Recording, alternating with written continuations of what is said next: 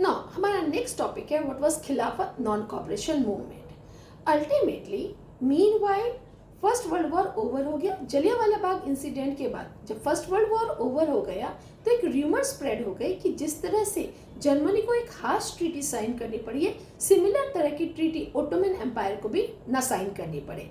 ऐसे में अली ब्रदर्स मोहम्मद अली और शौकत अली महात्मा गांधी जी के पास आए और उन्होंने कहा कि क्यों ना, ठीक है, ओटोमन एम्पायर जो कि मुस्लिम्स का एम्पायर है और उसके स्पिरिचुअल हेड है खलीफा, उनके टेम्पोरल पावर्स को वापस दिलाने के लिए क्यों नहीं हम इंडिया में एक खिलाफत मूवमेंट लॉन्च करें।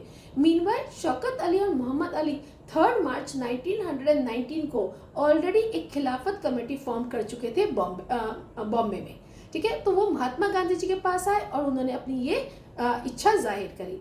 महात्मा गांधी जी को भी लगा कि यही मौका है कि जब वो हिंदू और मुस्लिम्स को एक ही प्लेटफॉर्म पर ला सकेंगे, एक ही अम्ब्रेला के अंडर ला सकेंगे, क्योंकि ब्रिटिशर्स कॉन्टिन्यूसली हमारे साथ डिवाइड एंड रूल पॉलिसी अपना रहे थे। तो ऐसे में महात्मा गांधी जी ने Indian National Congress session held in September 1920 at Kolkata, ये मैप में मार्क करने के लिए भी आएगा। वहां पर उन्होंने ये डिसाइड किया कि वो नॉन कॉपरेशन मूवमेंट स्टार्ट करेंगे। अब नेक्स्ट क्वेश्चन आता है कि व्हाई नॉन कॉपरेशन ही क्यों। महात्मा गांधी जी ने अपनी बुक हिंद स्वराज जो उन्होंने 1909 में लिखी है, उसमें क्लियरली स्टेट करा है कि ब्रिटिशर्स इंडिया में रूल कर रहे हैं क्योंकि हम उन्हें रूल करने दे रहे हैं, हम उन्हें कॉपरेट करें। अगर हम उन्हें कॉपरेट करना बंद कर दें तो विद इन अ ईयर उनका एम्पायर कोलैप्स कर जाएगा और वो इंडिया छोड़कर चले जाएंगे। तो नेक्स्ट बात है हमारे सामने आती है कि how did non cooperation movement unfolded, किस तरह से नॉन कॉपरेशन मूवमेंट को स्टार्ट करने की जरूरत है। तो Mahatma Gandhi ji suggested that non cooperation movement should be unfolded in stages. सबसे पहले जिसके पास जो भी राइट्स हैं, जैसे किसी को तुलकदार बना रखा है, किसी को जमींदार बना रखा है, जिसके पास जो भी टाइटल्स है आप उन टाइटल्स को सरेंडर कर दीजिए। उसके बाद आर्मी में पुलिस की सर्विसेज को सरेंडर कर दीजिए। सिविल सर्विसेज के एग्जामिनेशन जो इंग्लैंड में होते हैं उन्हें बॉयकॉट कीजिए। फॉरेन गुड्स का बॉयकॉट कीजिए।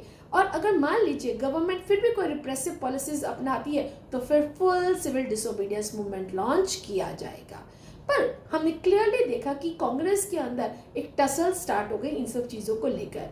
कांग्रेस में उस समय 2 टाइप के लोग हुआ करते थे, मॉडरेट्स और एक्सट्रीमिस्ट। मॉडरेट्स जिसे हम नरम दल भी कहते हैं, और एक्सट्रीमिस्ट जिसे हम गरम दल भी कहते हैं।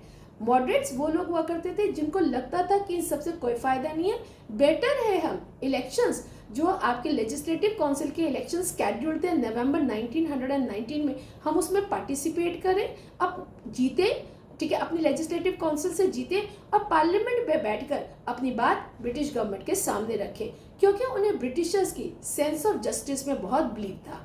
तो वहीं पर एक्सट्रीमिस्ट जो थे, जैसे लोग थे जैसे सुभाष चंद्र बोस, जैसे जवाहरलाल नेहरू, उनका मानना था कि ब्रिटिशर्स कहते अपने आप को डेमोक्रेटिक है पर वो ऐसे नहीं है, वो कभी भी हमारे को हमारे राइट्स नहीं देंगे, तो बेटर है हम मूवमेंट लॉन्च करें। तो सितंबर 1920 जब महात्मा गांधी जी ने ये प्रपोजल रखा नॉन कॉपरेशन मूवमेंट का, तब से लेकर दिसंबर 1920 कांग्रेस में एक टसल चलती रही। Ultimately December 1920 session held at Nagpur, ये भी मैप में आपको मार्क करने के लिए आएगा। हिस्ट्री का मैप ऑलरेडी मार्क्ड होता है, सॉरी, आपको उसमें सिर्फ आंसर्स लिखने होते हैं। तो अगर वहां पे लाइन ड्रॉ है और आपसे पूछा गया है कि identify a place associated with Congress session of September 1920, तो आपने कोलकाता आंसर लिखना है। अगर वहां पर मैप में लाइन ड्रॉन है और लिखा है identify a place associated with December 1920 Congress session, तो आपने नागपुर आंसर लिखना है। तो अल्टीमेटली नागपुर दिसंबर 1920 नागपुर सेशन में ये डिसाइड किया गया कि नॉन कॉपरेशन मूवमेंट स्टार्ट किया जाना